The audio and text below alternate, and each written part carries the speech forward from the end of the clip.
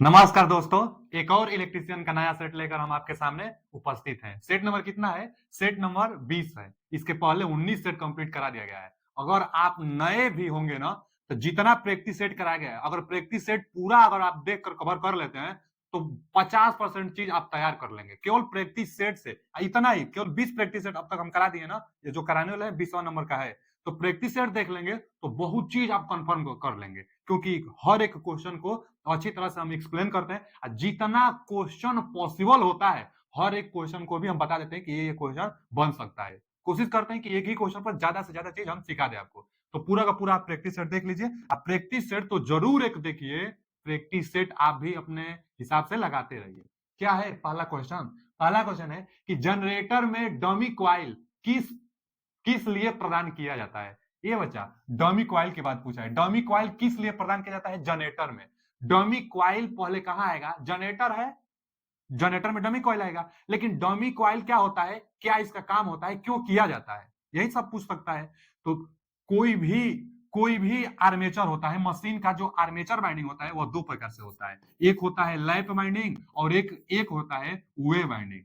WAVE, wave binding और lap binding, दो प्रकार से यह बाइंडिंग होता है। लैप बाइंडिंग, वेव बाइंडिंग, पहला अध्याय ही है आपके सिलेबस में AC DC बाइंडिंग। तो जो मशीन, जो जनरेटर की बाइंडिंग की जाती है अथवा मोटर की बाइंडिंग की जाती है आर्मेचर का, तो दो प्रकार से लैप बाइंडिंग, वेव बाइंडिंग।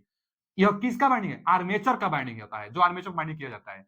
तो जो लैप बाइंडिंग होता है, इसमें पोलो की संख्या पैरेलल पाथ की संख्या के बराबर, जितना पोलो का उतना पैरेलल पाथ होगा। और जो वेव बाइंडिंग होगा, इसमें A बराबर 2 होता है। देखिए, हम जितना पॉइंट अभी हम लिखने वाले हैं ना, ये सब किसी न किसी एग्जाम में पूछा हुआ है।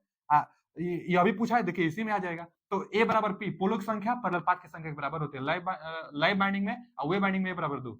लैप बाइंडिंग को पैरेलल बाइंडिंग के नाम से भी जाना जाता है। पैरेलल बाइंडिंग लैप बाइंडिंग को कहते हैं, और series binding wave wave binding के नाम को, मतलब वेव बाइंडिंग जो होती है वह वेव जैसा होता है। तो सीरीज बाइंडिंग के नाम से वेव को जानते हैं, और पैरेलल बाइंडिंग के नाम से लैप बाइंडिंग को जानते हैं। अच्छा, जो लैप बाइंडिंग होता है, इसमें पैरेलल पाथ पोल की संख्या के बराबर, ज्यादा पैरेलल पाथ होगा तो हाई अमाउंट में करंट देगा। तो high current high current and low voltage, high current and low voltage. तो low voltage and high current इसमें होगा, इसका ठीक उल्टा सीरीज में वो है। तो इसमें क्या होगा बच्चा? इसमें होगा हाई करंट। अब इसमें उल्टा होगा क्योंकि सीरीज में है, पैरेलल पाथ दो ही है, तो हाई वोल्टेज होगा यहाँ पर। High voltage and low current होगा। High voltage and low current होगा। तो यहाँ पर क्या होगा बच्चा? 3 पॉइंट हम लिख दिए या तीनों पॉइंट पूछा है? एक पॉइंट और देखिए, एक पॉइंट ये पूछता है, एक पॉइंट ये पूछता है, और एक एक ये पॉइंट कि high high current low voltage live binding में होता है। हाई वोल्टेज लो करंट किस में होगा? तो वेव बाइंडिंग में। यहाँ लो करंट है, यहाँ हाई करंट है, उल्टा है, जानते रहेगा। एक और जो बहुत बहुत इंपॉर्टेंट है, पूछता है लैप बाइंडिंग में इक्वलाइजर रिंग का प्रयोग किया जाता है, जो कम्यूटेशन को सुधारता है। इक्वलाइजर रिंग, EQUILIE, JDR भी दे देता है ना, JDR, equaliser ring equaliser ring देता है। इक्वलाइजर रिंग किस लिए? तो कम्यूटेशन को सुधारने के लिए। इक्वलाइजर रिंग किस प्रकार के बाइंडिंग में? लैप बाइंडिंग में। और डमी क्वाइल एक आता है, dummy coil, DUMMY, dummy coil. अच्छा, डमी क्वाइल किस लिए प्रयोग किया जाता है? डमी क्वाइल जो प्रयोग किया जाता है, यह वेव वेव बाइंडिंग में किस लिए किया जाता है? तो मैकेनिकल को संतुलित करने, जो मैकेनिकल बैलेंस होगी उसको प्रोवाइड कराने के लिए। देखिए, डमी क्वाइल क्या होता है? जो जो रोटर होता है, रोटर पर बाइंडिंग करते हैं, तो यहां पर बाइंडिंग, यहां पर बाइंडिंग, यहां पर बाइंडिंग, यहां पर बाइंडिंग, यहां पर बाइंडिंग, यहां पर बाइंडिंग, यहां पर बाइंडिंग। 60 पिच मान लीजिए ना, 1 2 3, 3 स्लॉट हम 60 कर दिए। तीन तीन जो स्लॉट है उसमें हम कुछ नहीं भरे। तो यहाँ पर मैकेनिकल अब अनबैलेंस ना होगा। जब रोटर रोटेट करेगा तो इधरिया आप बाइंडिंग किए हैं, इधरिया वजन ज्यादा है, तो यह रोटेट अच्छा से नहीं कर पाएगा। तो मैकेनिकल बैलेंस बना रहे, रोटेट करे तो मैकेनिकली बैलेंस बना रहे। तो जो स्लॉट आप स्टार्ट किया गया है, जो स्लॉट, इसमें भी एक बाइंडिंग कर दिया जाता है, जिसको हम लोग डमी क्वाइल कहते हैं। इसमें एक क्वाइल लगाई जाती है जिसको डमी क्वाइल कहते हैं। लेकिन जो डमी क्वाइल होगा, इसमें धारा का मान नहीं रहता है, तो आई का मान 0। डमी क्वाइल में धारा नहीं प्रवाहित होती है, इसको लॉक कर दिया जाता है कि उसमें कोई धारा ना जाए। माने इसको सप्लाई से जोड़ा नहीं जाता है डमी क्वाइल को, यह बस मैकेनिकल बैलेंस कराता है। डमी क्वाइल मैकेनिकल बैलेंस बना रहे, डमी क्वाइल वेव बाइंडिंग में किया जाता है। अब क्वेश्चन क्या था? क्वेश्चन को एक बार ध्यान से पढ़ लीजिए। क्वेश्चन क्या था? देखिए, क्वेश्चन क्या है बच्चा? क्वेश्चन है कि जनरेटर में डमी कॉइल किस लिए प्रदान किया जाता है? डमी कॉइल मैकेनिकल बैलेंस के लिए। पढ़िए ना विकल्प। भंवर हानि को कम करने के लिए गलत, फ्लक्स में वृद्धि के लिए गलत, वोल्टता में प्रवर्धन के लिए गलत, रोटर को यांत्रिक रूप से संतुलित करने के लिए, माने to balance the rotor mechanically, यही सही है। मैकेनिकली बैलेंस के लिए डमी कॉइल। इतना महत्वपूर्ण है यह पॉइंट ना, एकदम हम लिख कर देते हैं। लिख लीजिए कॉपी में, एक क्वेश्चन आने वाला है, बस इतना से क्वेश्चन आने वाला है। एकदम हर एक पॉइंट आप जानते रहेगा। 4 पॉइंट इधर है, 4 पॉइंट इधर है। लाइव बाइंडिंग वेव बाइंडिंग से है, और dummy coil, equaliser ring, high voltage low voltage कहां सब आएगा, ये सब क्वेश्चन पूछता रहता है। क्या है अगला क्वेश्चन? देखिए यह क्वेश्चन भी काफी इंपोर्टेंट क्वेश्चन है। ढूंढ ढूंढ कर अच्छा क्वेश्चन हम आपके लिए लेकर आ रहे हैं। क्या चाहिए हमको? सिर्फ लाइक और थोड़ा शेयर कर दीजिए कि ताकि ज्यादा से ज्यादा बच्चे हम लोगों से भी जुड़ सके। और हम मेहनत कर रहे हैं बस इसलिए कि सिलेक्शन ज्यादा से ज्यादा लोगों का हो जाए, ताकि हमारा नाम, हमारा चैनल का नाम बहुत ज्यादा ग्रो कर जाए। तो बस एक ही बदौलत आप भी मेहनत करिए, हम भी आपके लिए क्वेश्चन अच्छा लेकर आएंगे जो सीधा एग्जाम में देखने को मिलेगा। एक दो क्वेश्चन आ जाता है ऐसा कि आप नहीं बना पाएंगे, जिसमें से यही एक क्वेश्चन है। फिर भी हम कोशिश कर रहे हैं कि क्वेश्चन ढूंढ ढूंढ कर लाएं। यह क्वेश्चन एक बेस्ट क्वेश्चन है, थोड़ा अच्छा क्वेश्चन है, टाइम टेकिंग है, थोड़ा सा टाइम लेगा क्वेश्चन। तो एग्जाम में 50 क्वेश्चन में 3-4 क्वेश्चन तो जरूर ऐसा मिल जाएगा जो आप नहीं बना पाएंगे, तो उसको छोड़ भी देना है। 50 में 3-4 छोड़ दीजिएगा जो ज्यादा टाइम लेगा। अगर आपके सामने आया हुआ है तब तो आप बना लीजिएगा, लेकिन आपके सामने कभी भी नहीं आया है, आप कर भी नहीं पाएंगे, तो वहां टाइम बर्बाद मत करिएगा एग्जाम टाइम में। एग्जाम में टाइम बहुत मायने रखता है, क्वेश्चन छूट जाता है बच्चों का, तो क्वेश्चन ना छूटे इसलिए जो क्वेश्चन पहले से आप बनाए हुए हैं या अथवा जानते हैं उसको लगाइएगा। जो एकदम एक दो 50 में बस 3-4 क्वेश्चन ऐसा होगा कि आपसे बस नहीं बन पाएगा। यह क्वेश्चन बहुत अच्छा क्वेश्चन है। क्या है? जे लेवल का क्वेश्चन है। क्वेश्चन आसान है। दिया है 500 वोल्ट पर एक 8 पोल जनरेटर का आउटपुट 200 एम्पियर है। अच्छा, पास संयोजित आर्मेचर में 1280 कंडक्टर और 160 कम्यूटेटर है। दिया है ना, दिक परिवर्तक यानी कम्यूटेटर खंड है। यदि ब्रूस शून्य भार उदासीन मतलब न्यूट्रल एक्सिस से 4 खंड अग्रवर्ती हो, 4 खंड अग्रवर्ती हो, तो प्रति पोल आर्मेचर डीमैग्नेटाइजिंग एम्पियर टर्न की संख्या बताइए। पहले तो कई बार क्वेश्चन केवल एम्पियर टर्न पूछ लेता है, एम्पियर टर्न बताइए। वो भी एम्पियर टर्न जो होता है डीमैग्नेटाइज के लिए। आर्मेचर रिएक्शन होता है ना मशीन में, डीसी मशीन में भी होता है, अल्टरनेटर में भी होता है। डीसी मशीन में सिर्फ 2 प्रकार का आर्मेचर रिएक्शन, एक डीमैग्नेटाइज, एक क्रॉस मैग्नेटाइज। जबकि अल्टरनेटर में 3 प्रकार से armature reaction, magnetising armature reaction, demagnetising armature reaction और क्रॉस मैग्नेटाइजिंग आर्मेचर रिएक्शन। तो अल्टरनेटर में तीनों होता है, जबकि डीसी मशीन में सिर्फ 2 प्रकार का आर्मेचर रिएक्शन होता है, डीमैग्नेटाइजिंग और क्रॉस मैग्नेटाइजिंग। तो डीमैग्नेटाइजिंग को न्यूट्रलाइज करने के लिए कुछ एम्पियर टर्न लगाई जाती है। वही एम्पियर टर्न पूछा है कि डीमैग्नेटाइज चुंबकन के लिए एम्पियर टर्न की गणना करिए। एम्पियर टर्न के लिए फॉर्मूला भी होता है, अभी ना आप लगा पाएंगे। तो क्या होता है फॉर्मूला? एम्पियर टर्न के लिए जो फॉर्मूला निकल कर आता है, जेड टोटल कंडक्टरों की संख्या, आई जितने एम्पियर का धारा है, जेड आई थीटा बटा में 360, यही फॉर्मूला होता है। जेड आई थीटा बटा में 360 एम्पियर टर्न निकल कर आ जाएगा, थीटा बटा में 360। तो जेड आई थीटा बटा 360। देखिए जेड दिया है, टोटल कंडक्टरों की संख्या दिया है 1280 कंडक्टर, आई दिया है 200 एम्पियर, लेकिन थीटा नहीं दिया है। इसमें थीटा निकालना होगा, और थीटा निकालने के लिए एक फॉर्मूला आता है। थीटा निकालने के लिए कि कितना खंड है जो अग्रवर्ती अथवा पूर्ववर्ती आप कर रहे हैं। इसमें दिया था 4 खंड, दिया था ना 4 खंड अग्रवर्ती हो रही है। तो 4 खंड हो रहा है ना, तो जितना खंड अग्रवर्ती हो रहा है वह ऊपर रखा जाएगा। कितना कम्यूटेटर में से 4 खंड आप कर रहे हैं, तो कितना कम्यूटेटर खंड में से कर रहे हैं आप, तो 4 खंड आप कर रहे हैं 160 कम्यूटेटर खंड में से। यहां दिया है ना कि 160 कम्यूटेटर खंड है, तो 160 कम्यूटेटर में से आप 4 खंड अग्रवर्ती आगे कर रहे हैं। तो 4 खंड आगे कर रहे हैं 160 में से, और टोटल एंगल कितना होता है 360। यहीं से थीटा निकल जाएगा आपको, निकालिए। देखिए ना, क्या करिए ना, 4 से कटाइए, 4 4 चौका 16 40, और एक जीरो से यह जीरो कटा दीजिए, 4 9 36, थीटा आ गया 9 अंश। थीटा 9 अंश बस रख दीजिए, बन जाएगा एम्पियर टर्न। तो 9 अंश रखिए। देखिए इसको हम सोल्यूशन कर रहे हैं, सोल्यूशन किया जाए।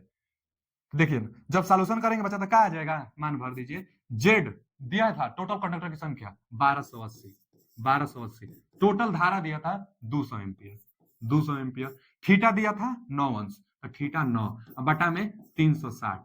अब देखिए यहां से कटाइए, 9 चौका 36, 40 बचा है नीचे।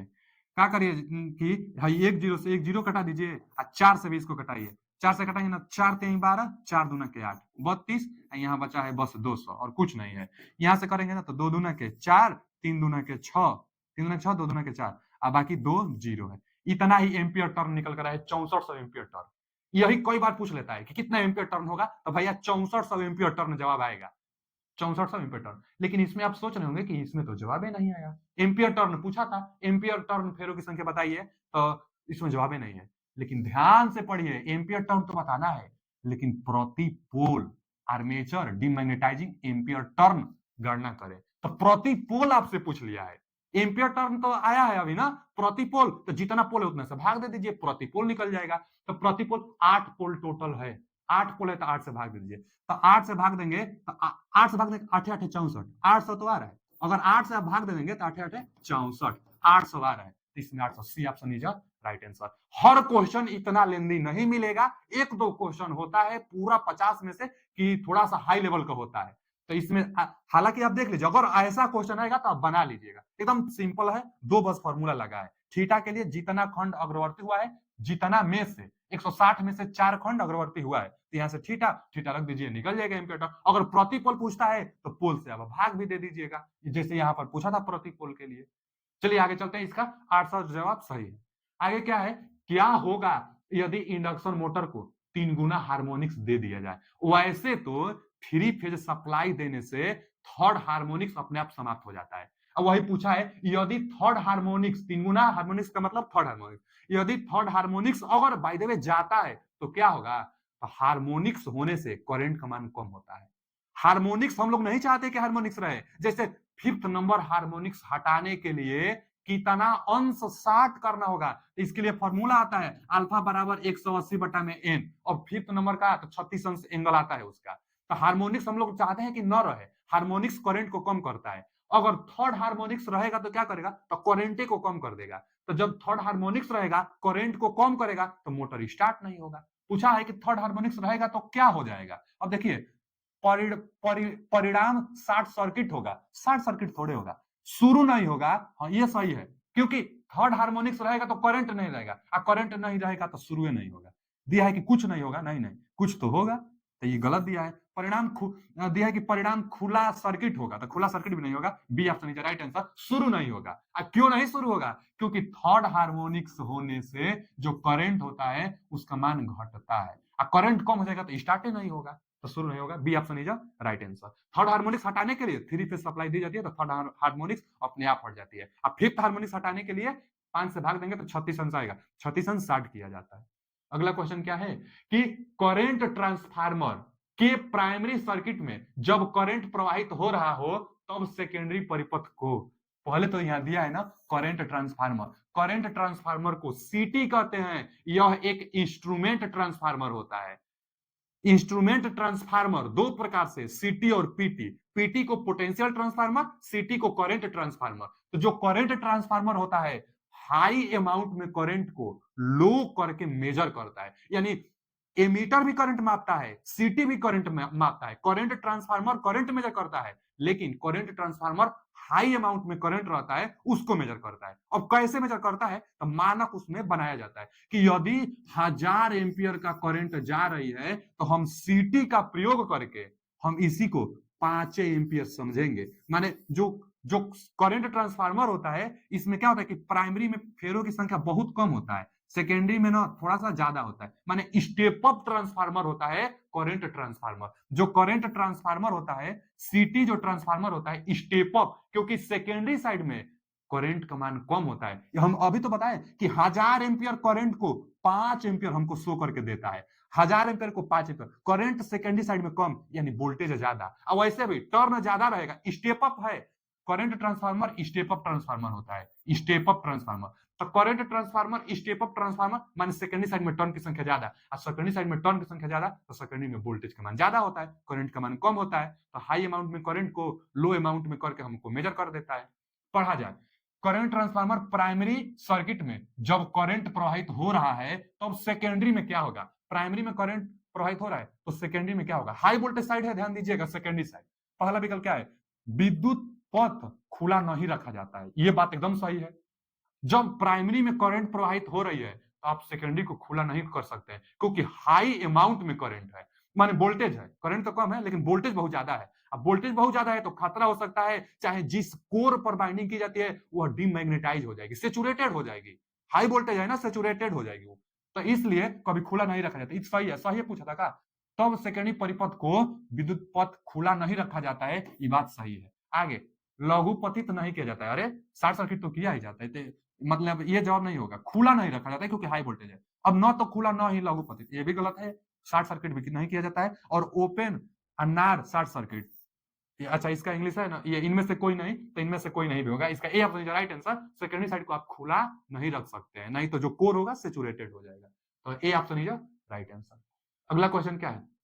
अच्छा एक चीज और हम बता दें आपको, एग्जाम में पूछ सकता है, यह तो करंट ट्रांसफार्मर था। जो टू बाइंडिंग ट्रांसफार्मर होती है उसका परीक्षण किया जाता है, दो परीक्षण, एक open circuit test, open circuit test, और एक शॉर्ट सर्किट टेस्ट। तो जो ओपन सर्किट टेस्ट होता है और एक शॉर्ट सर्किट टेस्ट होता है, तो शॉर्ट सर्किट टेस्ट से कॉपर लॉसेस और ओपन सर्किट टेस्ट से आयरन लॉसेस, आयरन लॉसेस ज्ञात किया जाता है। आयरन लॉसेस कांस्टेंट लॉसेस है, और short circuit loss, short circuit test से जो लॉस ज्ञात की जाती है कॉपर लॉस, यह वेरिएबल लॉसेस है, लोड पर डिपेंड करता है। यही जब आयरन लॉस के बराबर हो जाता है, कॉपर लॉस आयरन लॉस के बराबर हो जाता है, ट्रांसफार्मर की एफिशिएंसी मैक्सिमम होती है। लेकिन जो कॉपर लॉस आप ज्ञात करेंगे शॉर्ट सर्किट टेस्ट में, तो लो वोल्टेज साइड शॉर्ट किया जाता है। यहां पर शॉर्ट सर्किट टेस्ट में लो वोल्टेज साइड शॉर्ट किया जाता है। तो आप ध्यान, ये पूछ लेता है क्वेश्चन, तो शॉर्ट सर्किट टेस्ट में लो वोल्टेज साइड स्टार्ट किया जाता है, हाई वोल्टेज जो साइड होगा उसी में सब इक्विपमेंट लगाकर कॉपर लॉसेस ज्ञात किया जाता है। तो इसमें ध्यान दीजिएगा, उल्टा होता है। और ओपन सर्किट टेस्ट में क्या होगा, यहाँ पर हाई वोल्टेज साइड, यहाँ पर ना हाई, यहाँ लो वोल्टेज साइड को ना स्टार्ट करेंगे, हाई वोल्टेज साइड को ओपन करेंगे, और शॉर्ट सर्किट टेस्ट में स्टार्ट करेंगे और लो वोल्टेज साइड को स्टार्ट करेंगे। चलिए आगे चलते हैं। अगला क्वेश्चन क्या है कि निम्न में से कौन सा उपकरण ऊष्मी प्रभाव पर काम करता है? ऊष्मी प्रभाव मतलब हीटिंग इफेक्ट पर कौन सा उपकरण काम करता है? और जो हीटिंग इफेक्ट होता है इसके लिए फॉर्मूला क्या होता है? एच बराबर आई स्क्वायर आर टी। इसको जूल का नियम भी कहते हैं। जूल का नियम क्या होता है? धारा के वर्ग के अनुक्रमानुपाती, रेजिस्टेंस के अनुक्रमानुपाती और टाइम के अनुक्रमानुपाती हीट उत्पन्न होता है। अच्छा, रेजिस्टेंस जितना ज्यादा उतना ही ज्यादा हीट बनेगा, इसीलिए जहां हीटिंग इफेक्ट की बात आएगी, ऊष्मीय प्रभाव की बात आएगी, वहां पर ऐसा वायर का प्रयोग किया जाएगा जहां जिसका रेजिस्टेंस ज्यादा हो। तो नाइक्रोम वायर का प्रयोग किया जाता है, नाइक्रोम का रेजिस्टेंस ज्यादा होता है। नाइक्रोम का रेजिस्टेंस ज्यादा होने से हीट ज्यादा बनता है। तो नाइक्रोम का वायर किस में होगा? हीटिंग इफेक्ट पर कौन काम करेगा? रेफ्रिजरेटर? नहीं नहीं, इसको तो सप्लाई हम लोग ऐसी देते हैं, हीटिंग इफेक्ट पर यह काम नहीं करता है, जानते हैं रेफ्रिजरेटर को। अच्छा, ये तो खुद ठंडा देता है, हीट कहाँ बनाता है? वॉशिंग मशीन में कपड़ा धोया जाता है, ये अभी हीट नहीं बनाता है, ये हीटिंग इफेक्ट पर काम नहीं करता, मोटर लगता है इसमें। डिश वॉशर जो वॉशर होता है वो भी हीटिंग इफेक्ट पर काम नहीं करता है। टोस्टर जो होता है हीटिंग इफेक्ट पर काम करता है। हम जब पढ़ा रहे थे हीटिंग एलिमेंट वाला जो तत्व, वहां पर बताए हुए थे टोस्टर को। टोस्टर क्या होता है? एक एक आयताकार पार्ट वाला एक डिवाइस ही होता है जिसमें नाइक्रोम का वायर लगा रहता है। इसमें ब्रेड रोड खाना वाना गर्म करके, गर्म इसमें रखने से गर्म रहता है। तो गर्म हमेशा रखा रहता है का टोस्टर। टोस्टर में नाइक्रोम वायर होता है, हीटिंग इफेक्ट पर काम करता है। तो इसका कौन सा option? D option is right answer. Toaster heating effect पर काम करता है। क्या है अगला क्वेश्चन? अगला क्वेश्चन है कि अर्थ प्रतिरोध मापने के लिए निम्न में से किस सिद्धांत का प्रयोग किया जाता है? वेरी वेरी इंपोर्टेंट क्वेश्चन है यह। जेई में तो बहुत बार यह क्वेश्चन पूछ लिया है कि अर्थ प्रतिरोध मापने के लिए मैंने किस सिद्धांत का प्रयोग किया जाता है। तो देखिए ना, जो अर्थ रेजिस्टेंस मेजर किया जाता है उसके लिए 3 इलेक्ट्रोड का प्रयोग किया जाता है। अर्थ रेजिस्टेंस मेजर करने के लिए 3 इलेक्ट्रोड का प्रयोग किया जाता है। अच्छा जी, एक जो इलेक्ट्रोड होता है इसको हम लोग अर्थ इलेक्ट्रोड कहते हैं। अब बाकी जो 2 इलेक्ट्रोड होता है उसको एक्सिलरी इलेक्ट्रोड कहा जाता है। दो क्रमागत इलेक्ट्रोडों के बीच में 12.5 मीटर के आसपास डिस्टेंस होता है, बहुत ज्यादा डिस्टेंस होता है। अर्थ का रेजिस्टेंस मेजर करना है तो एक इलेक्ट्रोड यहां गाड़ेंगे तो अगला जो इलेक्ट्रोड होगा 12.5 मीटर दूर पर लगाएंगे, और अगला इलेक्ट्रोड वह भी उससे चाहे इससे 12.5 किलोमीटर दूर लगाएंगे। तो 3 इलेक्ट्रोड लगाई जाती है, एक को अर्थ इलेक्ट्रोड कहते हैं, 2 को सहायक इलेक्ट्रोड कहते हैं। अच्छा, जो यह मेजर किया जाता है पोटेंशियल मेजर करके किया जाता है, यानी पोटेंशियल विभवांतर मापा जाता है। दोनों इलेक्ट्रोडों 3 इलेक्ट्रोडों के बीच में पोटेंशियल डिफरेंस देखा जाता है। इसलिए जो अर्थ रेजिस्टेंस फाइंड आउट किया जाता है इसके लिए विभवमापी सिद्धांत का प्रयोग किया जाता है, full of potential method. Potential method potential method का प्रयोग करके अर्थ का रेजिस्टेंस मेजर किया जाता है, और अर्थ का रेजिस्टेंस कितना होता है? 5 ओम से कम होता है। 5 ओम से कम अर्थ का रेजिस्टेंस निकल कर आता है। बड़े बड़े जो पावर स्टेशन होते हैं वहां पर 0.5 माने 1 ओम से भी कम। अच्छा, स्मॉल सब स्टेशन जो होता है वहां पर 1 से 2 ओम तक होता है, और इस तरह से जनरली 5 ओम रेजिस्टेंस अर्थ का होता है। पथरीली जगहों पर अर्थ का रेजिस्टेंस 8 ओम होता है। तो अर्थ रेजिस्टेंस मेजर करने के लिए किसका प्रयोग करेंगे हम लोग? तो विभव मापी पोटेंशियल मेथड का प्रयोग करेंगे। C option is right answer. अगला क्वेश्चन क्या है? अगला क्वेश्चन है कि बिजली और स्विचन के कारण उच्च वोल्टेज सर्ज के विरुद्ध निम्न में से कौन सा एक रक्षक के रूप में कार्य करता है? बिजली से रखवाली पूछता है। जो देखिए ना, इसमें पढ़े पहले, which of the following act as a protector against high, देखिए, high voltage surge due to the lightning and switching. जो लाइटनिंग होता है, लाइटनिंग क्या होता है? जो बिजली चमकता है ना, जो बिजली आता है, वही लाइटनिंग इफेक्ट कहलाता है। उससे बचने के लिए लाइटनिंग अरेस्टर का इस्तेमाल भी किया जाता है। जो ट्रांसमिशन लाइन होती है, ट्रांसमिशन जो लाइन होती है, इस पर बिजली आ सकता है। अब जो बिजली होता है उसमें वोल्टेज बहुत ज्यादा, 1 लाख के भी तक बिजली होता है उसमें, मान वोल्टेज होता है, बहुत ज्यादा वोल्टेज होता है बिजली जो आती है उसमें। तो बहुत ज्यादा वोल्टेज जब ट्रांसमिशन लाइन पर गिरेगी, यह ट्रांसमिशन लाइन किसी के घर में गया है, डिस्ट्रीब्यूट किया गया है, तो एकदम एटमॉस एकदम अचानक इतना हाई अमाउंट में वोल्टेज आ जाता है कि घरों में लगा उपकरण सब जल जाता है, खराब हो जाता है। तो उपकरण खराब न हो, इससे बचने के लिए जो लाइटनिंग अरेस्टर होता है ना बच्चा, इन्हीं जो पोल होता है कुछ कुछ दूरी पर लाइटनिंग अरेस्टर लगा दिया जाता है। लाइटनिंग अरेस्टर क्या होता है? लाइटनिंग जैसे यह जो ट्रांसमिशन लाइन है ना, लाइटनिंग अरेस्टर क्या होता है? कई प्रकार से होता है, जिसमें से एक लाइटनिंग अरेस्टर हार्न गैप होता है। लाइटनिंग अरेस्टर एक लाइटनिंग अरेस्टर हार्न गैप जो कि अर्थ अर्थ होता है। एक लाइटनिंग अरेस्टर जो होता है अर्थ होता है, माने इसको ग्राउंड कर दिया जाता है। अच्छा, ग्राउंड क्यों किया जाता है अभी हम समझा रहे हैं। इसको ग्राउंड कर दिया जाता है, ठीक है। हार्न गैप इसको लाइटनिंग अरेस्टर कहते हैं। कई प्रकार से लाइटनिंग अरेस्टर होता है। हार्न गैप, जिसमें गैप हार्न के जैसा बनता हुआ दिखाई देगा आपको, आगे जाने पर ना थोड़ा गैप बढ़ता जाता है ताकि आर्क बुझ जाए, आर्क ना बन जाता है इसमें, आर्क बुझ जाए। यह क्या है? इसको हम लोग क्या कहेंगे? इसको हम लोग कहेंगे लाइटनिंग अरेस्टर कहेंगे। लाइटनिंग अरेस्टर हाई अमाउंट में जो वोल्टेज आता है उससे सुरक्षा प्रोवाइड कराता है। स्टार्टिंग टाइम में अगर कोई व्यक्ति है, स्टार्टिंग टाइम में अगर कोई व्यक्ति है, अगर इसको टच कर दिया, मान लीजिए यहीं पर टच कर दिया, तो उसको झटका नहीं लगेगा। अब लाइटनिंग अरेस्टर है ना जी, तो जो लाइटनिंग अरेस्टर है अगर यहाँ पर टच कर देगा तो उसको झटका नहीं लगेगा। क्यों नहीं झटका लगेगा? क्योंकि गैप है ना, लाइटनिंग अरेस्टर में गैप बीच में होता है। स्टार्टिंग में रेजिस्टेंस ज्यादा होता है, आप टच करेंगे तो झटका नहीं लगेगा, लाइने से अटैच रहता है, लेकिन झटका आपको नहीं लगेगा स्टार्टिंग में क्योंकि गैप बना हुआ है। हार्न गैप इसका नाम भी है। गैप होता है, झटका नहीं लगेगा आपको। लेकिन जब बिजली इस पर गिरेगी, जब हाई अमाउंट में वोल्टेज होगा, तो यही वोल्टेज यहां से आएगी। जब हाई अमाउंट में वोल्टेज रहेगा तो उसके लिए यह गैप कुछ नहीं है, उसके लिए यह शॉर्ट सर्किट की तरह बिहेवियर करेगा। जो वायु होगी, वायु आयनाइज हो जाएगी, और उसके कारण अर्थ में उस आयनाइज के कारण वोल्टेज आसानी से अर्थ में ग्राउंड हो जाएगी। तो हाई अमाउंट में वोल्टेज अर्थ में चला जाएगा, हमारा जो डिवाइस होगा वह सुरक्षा हो जाएगा, जो प्रोटेक्ट हो जाएगा। तो प्रोटेक्ट के लिए पूछा है कि protector against high voltage, lightning arrester. Lightning arrester high voltage से सुरक्षा प्रोवाइड कराता है। लाइटनिंग अरेस्टर स्टार्टिंग में रेजिस्टेंस ज्यादा होता है, और जब हाई वोल्टेज आता है तो उस दौरान शॉर्ट सर्किट का होता है। ऐसे में आग लगता है तो क्या होता है कि कुछ समय बाद आग जाकर बुझ जाता है, जो आयनाइज होता है। तो लाइटनिंग अरेस्टर होता है जो हाई वोल्टेज सर्ज से सुरक्षा प्रोवाइड कराता है, लाइटनिंग एंड स्विच। तो यहाँ पर हार्न गैप बनाए थे, तो हार्न गैप क्या है? एक लाइटनिंग अरेस्टर है जो हाई वोल्टेज सुरक्षा प्रोवाइड कराता है। आगे विकल्प देख लेंगे, थर्मल ओवरलोड रिले। रिले की क्या औकात है? रिले थोड़े हाई वोल्टेज से सुरक्षा प्रोवाइड करा पाएगा, यह हल्का करेगा तब ना, बहुत बहुत हाई वोल्टेज सर्ज है, हाई वोल्टेज सर्ज बहुत ज्यादा वोल्टेज होता है तो हार्न गैप का प्रयोग किया जाता है। अब वो अभी थर्मल ओवरलोड रिले है, तो थर्मल ओवरलोड रिले, तो ओवरलोड के केस में टेम्परेचर ज्यादा होती है तब प्रयोग किया जाता है thermal overload relay, high voltage पर थोड़ी किया जाता है। आगे क्या है?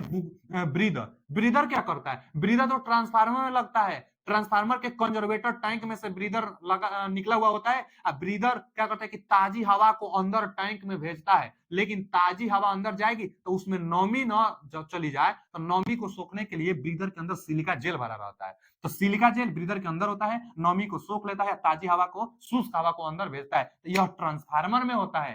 कंजर्वेटर तो खुद ट्रांसफार्मर का एक पार्ट है, ट्रांसफार्मर का टैंक है। तो ट्रांसफार्मर से यह दोनों रिलेटेड है। यह रिले थर्मल ओवरलोड प्रोटेक्शन है। आप पूछा था हाई वोल्टेज के लिए, तो एक ही ऑप्शन है, horn gap. Horn gap lightning arrester है, हाई वोल्टेज से सुरक्षा प्रोवाइड कराता है। क्या है अगला क्वेश्चन कि 3 से 4 सेकंड तक अपने मान के दोगुने धारा प्रवाह वहन करने में सक्षम फ्यूज रिक्त स्थान होता है। 3 से 4 सेकंड तक अपने मान से 2 गुना ज्यादा तक करंट सहन कर सकता है। तो बस एक ही फ्यूज है, एचआरसी फ्यूज। जो एचआरसी फ्यूज है ना, दिया है एचआरसी फ्यूज। जो एचआरसी फ्यूज होता है, इसकी रेटिंग बहुत ज्यादा होता है एमवीए में। पूछता है क्वेश्चन, एचआरसी फ्यूज की रेटिंग किस में दी जाती है? एचआरसी फ्यूज की रेटिंग एमवीए में दी जाती है। एचआरसी फ्यूज की रेटिंग एमवीए में दी जाती है, ठीक है ना। एचआरसी फ्यूज की रेटिंग किस में दी जाती है बच्चा? एमवीए में। अच्छा, कितना एमवीए तक दिया जाता है? तो 500 एमवीए तक। कितना एमवीए तक दिया जाता है? तो 500 एमवीए तक दिया जाता है। 500 एमवीए, 500 एमवीए तक, 500 एमवीए, 500 एमवीए तक दिया जाता है, ठीक है ना। तो जो एचआरसी फ्यूज होता है 500 एमवीए, माने एमवीए में रेटिंग एचआरसी फ्यूज की होती है हाई। हाई अमाउंट में जब देखिए ना, एमवीए का मतलब मेगा वोल्ट एम्पियर। मेगा में जब वोल्ट एम्पियर होता है, एमवीए का मतलब मेगा वोल्ट एम्पियर। मेगा में वोल्ट एम्पियर होता है 500 तक, तब एचआरसी फ्यूज का उपयोग किया जाता है हाई अमाउंट में। और यह एक ऐसा फ्यूज है जो बहुत ज्यादा, इससे 2 गुना मान तक भी अगर धारा आता है, शॉर्ट सर्किट करंट होता है 2 गुना मान से ज्यादा भी, तो कुछ समय के लिए, कुछ समय माने 2 से 3 सेकंड के लिए सहन कर सकता है। तो यही पूछा था कि 3 से 4 सेकंड तक अपने मान से 2 गुना धारा सहन करने वाला कौन सा होता है? तो एचआरसी फ्यूज होता है। किटकैट फ्यूज, जो पोर्सेलिन वाला जो होता है, रिवायरेबल फ्यूज जो होता है, जो घरों में लगता है कि उसको निकाल कर फिर से कॉपर का वायर लगाकर और फिर से हम लोग अटैच कर देते हैं। किटकैट फ्यूज, किटकैट फ्यूज आप देखे होंगे बच्चा, जो किटकैट फ्यूज होता है ना, किटकैट किटकैट फ्यूज, आप इस पर क्या करते हैं? आप इस पर लगाते हैं, उसके बाद फिर आप निकाल लेते हैं। जो बोर्ड पे भी रहता है, चाहे पोर्सेलिन का ट्यूब जो घरों पर लगा रहता है, किटकैट फ्यूज रिवायरेबल फ्यूज होता है। तो यह उतना रेटिंग के लिए नहीं होता, यह तो घरों में किया जाता है। एचआरसी फ्यूज का कॉन्टेक्ट पॉइंट सिल्वर से बनाया जाता है। एचआरसी फ्यूज का कॉन्टेक्ट पॉइंट जहां से यह ओपन होता है, तो सिल्वर का बनाया जाता है। तो आप जानते रहिएगा। चलिए, B option is right answer. HRC fuse जो होता है अपने मान से 2 गुना तक कुछ समय के लिए सहन कर लेता है। आगे क्या है? मीडियम ग्रेड केबल के लिए कार्यशील वोल्टेज कौन सी होती है? मीडियम ग्रेड केबल के लिए, मीडियम केबल के लिए वोल्टेज पूछा है, मीडियम वोल्टेज पूछा है। जब हम अर्थिंग पढ़ा रहे थे, वहां पर हम अर्थिंग रूल के बारे में बताए थे, और क्या आया था? Rule number 28। Rule number 28, rule number 28 में बताया था कि जो वोल्टेज होता है उसको 3 भागों में बांटा गया है। कौन कौन? तीन, 4 भागों में बांटा गया। कौन? एक तो बांटा गया है लो वोल्टेज में, एक बांटा गया है मीडियम, एक मीडियम वोल्टेज में, एक बांटा गया है मीडियम के बाद हाई वोल्टेज में। यही तीनों बहुत ज्यादा पूछता है। एक extra high, extra high, extra high voltage.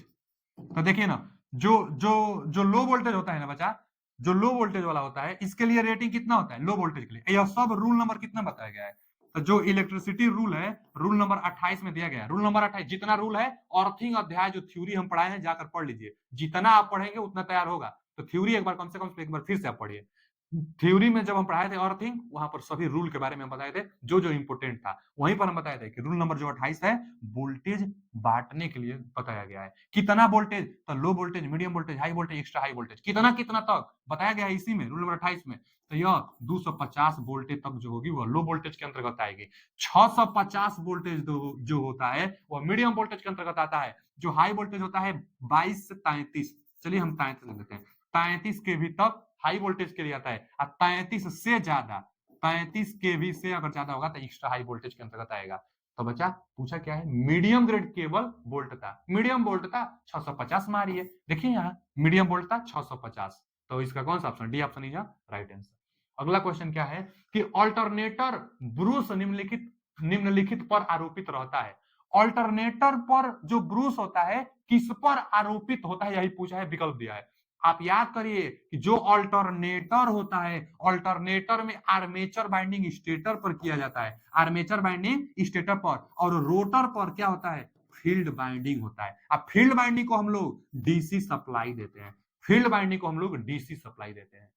अच्छा, तो डीसी सप्लाई देने के लिए जो फील्ड बाइंडिंग होता है जो रोटर पर, उसको डीसी सप्लाई देने के लिए 2 स्लिप रिंग की आवश्यकता लगेगी। और 2 स्लिप रिंग से डीसी सप्लाई आप देंगे तो स्लिप रिंगवा पर ब्रूस लगा रहता है। अब ब्रूस को हम लोग सप्लाई देते हैं जो कि स्लिप रिंग से जाता है, स्लिप रिंग पर जाता है और स्लिप रिंग की सहायता से इसको एक्साइटेशन करता है। तो क्या पूछा है कि जो ब्रूस अल्टरनेटर में जो ब्रूस होता है किस पर होता है, तो जो ब्रूस होता है वह स्लिप रिंग पर लगा होता है। स्लिपर रिंग ना होता है बच्चा, 2 स्लिप रिंग लगता है अल्टरनेटर में, स्लिप रिंग की सहायता से सप्लाई दी जाती है। तो ब्रूस से और स्लिप रिंग से हम लोग सप्लाई देंगे तो स्लिप रिंग पर ब्रूस लगा होता है। किस पर अध्यारोपित होता है, किस पर आरोपित रहता है ब्रूस, किस पर, तो स्लिप रिंग पर आरोपित होता है ब्रूस, जिसे सप्लाई देते हैं, एक्साइटेशन करते हैं और यह रोटेट करता है। अगला क्वेश्चन क्या है कि छत में कंसील्ड वायरिंग का बिछाया जाना रिक्त स्थान पूर्ण होने के तुरंत बाद विकसित किया जाता है। कंसील्ड मतलब होता है छिपा हुआ, तो छिपा हुआ वायरिंग मतलब कंसील्ड वायरिंग। कंसील्ड वायरिंग सबसे बेस्ट वायरिंग है जो कि कंड्यूट वायरिंग का ही प्रकार है। कंड्यूट जो वायरिंग था, धातु सरफेस नलिका एक था और एक कंसील्ड वायरिंग था जो सरफेस के अंदर अंदर होता है। सबसे अच्छा, सबसे महंगा, सबसे बेस्ट कंसील्ड वायरिंग ही होता है। सबसे अच्छा होता है, सबसे महंगा होता है, मजदूरों की संख्या भी इस प्रकार की वायरिंग को करने में ज्यादा लगता है। तो कंसील्ड जो वायरिंग होती है, कंसील्ड वायरिंग कब किया जाता है यही पूछा है।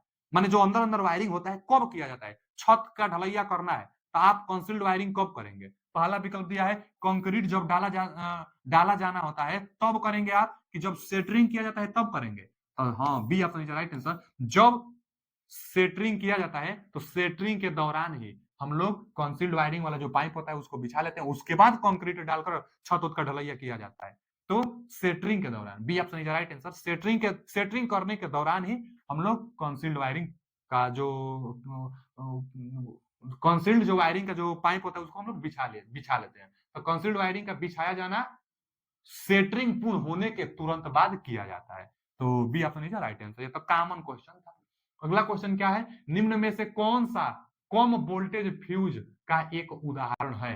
पूछा क्या है, कम वोल्टेज फ्यूज का उदाहरण है। अभी हम बताए थे आपको कि जो एचआरसी फ्यूज होता है, तीनों में एचआरसी फ्यूज दिया है, और जो एचआरसी फ्यूज होता है यह एमवीए में रेटिंग होता है, हाई वोल्टेज रेटिंग पर किया जाता है, mega volt ampere high voltage पर किया जाता है। अब पूछा है लो वोल्टेज के लिए, तो एक ही ऑप्शन हो गया, D option is right answer. Exam में भी कुछ कुछ ऐसा क्वेश्चन मिलेगा आपको, सिर्फ विकल्प से ही ट्रिक लगाइएगा, आगे बढ़ जाइएगा, टाइम बचा लीजिएगा। तो एचआरसी फ्यूज हाई वोल्टेज के लिए किया जाता है, यहाँ कम वोल्टेज के लिए पूछा था तो ड्रॉप आउट टाइप फ्यूज जो होगा कम वोल्टेज के लिए प्रयोग किया जाएगा। अगला क्वेश्चन क्या है, एचआरसी फ्यूज कार्टिज फ्यूज का ही विकसित रूप होता है एचआरसी फ्यूज, ये भी जानते रहिएगा। क्या है आगे, निम्नलिखित में से कौन सा इंडक्शन टाइप रिले का उदाहरण नहीं है। इंडक्शन टाइप रिले का उदाहरण नहीं है पूछा है। देखिए ना, watt hour meter energy meter से कुछ कुछ रिलेट करिए ना, वाट आवर मीटर रिले, तो watt hour meter induction relay होता है भाई। वाट आवर मीटर घंटा, वाट आवर मीटर रिले, जो वाट आवर मीटर रिले होता है इंडक्शन रिले होता है। शेडेड पोल इंडक्शन मोटर भी हम लोग पढ़े थे, यानी अभी इंडक्शन के सिद्धांत पर काम करेगा। इंडक्शन कप रिले तो इंडक्शन के सिद्धांत पर काम करेगा। अब पूछा है कि इंडक्शन टाइप रिले का उदाहरण नहीं है पूछा है, तो रिलक्सेशन जो होता है ना, रिलक्सेशन पोल रिले, यही रिलक्सेशन पोल रिले क्या होता है, इंडक्शन रिले नहीं है। यही पूछा है क्वेश्चन कि कौन सा इंडक्शन रिले नहीं है, तो A option is right answer. अगला क्वेश्चन क्या है, मैग्नीट्यूड रिले को इंडक्शन रिले कहते हैं। इसमें क्या पूछा है, मैग्नीट्यूड रिले को रिक्त स्थान भी कहा जाता है। तो थर्मल रिले ना ना ना ना, थर्मल रिले थोड़े, थर्मल रिले तो ओवरलोड से प्रोटेक्ट करता है थर्मल रिले, ओवरलोड से टेम्परेचर से प्रोटेक्ट करता है थर्मल रिले। यहाँ मैग्नीट्यूड रिले पूछा है, हाइब्रिड रिले होता नहीं है, इंडक्शन रिले अभी हम बताए हैं, दूसरा नाम है मैग्नीट्यूड रिले का, दूसरा नाम इंडक्शन रिले होता है, चाहे इंडक्शन रिले का दूसरा नाम मैग्नीट्यूड रिले होता है। तो यहाँ पर C option is right answer. उसके बाद रीड रिले तो होता नहीं, तो सी ऑप्शन सही है। अगला क्वेश्चन क्या है कि सीएफएल किसके समान सिद्धांत पर काम करता है, किसके समान सिद्धांत पर काम करता है, पहले इसका फुल फॉर्म बताइए। सीएफएल का कॉम्पैक्ट फ्लोरोसेंट लैंप, इसका क्या फुल फॉर्म है, कॉम्पैक्ट फ्लोरोसेंट लैंप। इसके पहले एक फ्लोरोसेंट ट्यूब आता था, जो फ्लोरोसेंट ट्यूब होती थी, जो फ्लोरोसेंट ट्यूब होता था या 2 से 3 फीट होता था ना फ्लोरोसेंट ट्यूब, फ्लोरोसेंट जो लैंप आता था, चाहे ट्यूब कहिए चाहे लैंप कहिए, तो जो फ्लोरोसेंट लैंप था यह, इसमें गैस भरा जाता था, आयनाइज के कारण यह रोशनी देता था, यह लंबा होता था। तो इसी का शार्ट रूप CFL आया। CFL कॉम्पैक्ट मतलब छोटा होता ही है, तो कॉम्पैक्ट फ्लोरोसेंट लैंप, तो कॉम्पैक्ट फ्लोरोसेंट लैंप CFL का ही शार्ट रूप है, तो CFL फ्लोरोसेंट लैंप कहा जाता है। और पढ़िए कि CFL किसके सिद्धांत पर काम करता है, सोलर लैंप पर कि फ्लोरोसेंट लैंप, तो भैया फ्लोरोसेंट लैंप का बहुत छोटा रूप था, यानी फ्लोरोसेंट लैंप का सिद्धांत पर काम करेगा। B option is right answer, fluorescent lamp के सिद्धांत पर CFL काम करेगा। आगे दिया टंगस्टन फिलामेंट लैंप, उसके बाद हाइलोजन लैंप। तो हाइलोजन लैंप भी एक प्रकार का टंगस्टन फिलामेंट लैंप ही होता है। टंगस्टन फिलामेंट चाहे हाइलोजन लैंप, दोनों में नाइक्रोम वायर का प्रयोग किया जाता है, मतलब वो टंगस्टन वायर का प्रयोग किया जाता है, दोनों में टंगस्टन वायर का प्रयोग किया जाता है। हाइलोजन थोड़ा ज्यादा इफिशियंसी दर्शाता है, और टंगस्टन फिलामेंट इनकैंडिसेंट लैंप को कहते हैं, इसकी इफिशियंसी थोड़ा कम होता है। इनकैंडिसेंट लैंप का इफिशियंसी 10 लूमेन प्रति वाट होता है, जबकि हाइलोजन लैंप की एफिशिएंसी 16 लूमेन, 16 12 20 तक दे देता है, तो लूमेन प्रति वाट होता है, तो इसका एफिशिएंसी थोड़ा ज्यादा होता है, रोशनी मतलब कि ज्यादा देगा। तो आज के लिए इतना ही। वीडियो कैसा लगा कमेंट करके जरूर बताइएगा, अच्छा लगा हो तो लाइक भी जरूर करिएगा, शेयर भी जरूर करिएगा, और पीडीएफ पाने के लिए लिंक लगा हुआ टेलीग्राम का, वहां पर ज्वाइन हो जाइए। Thank you.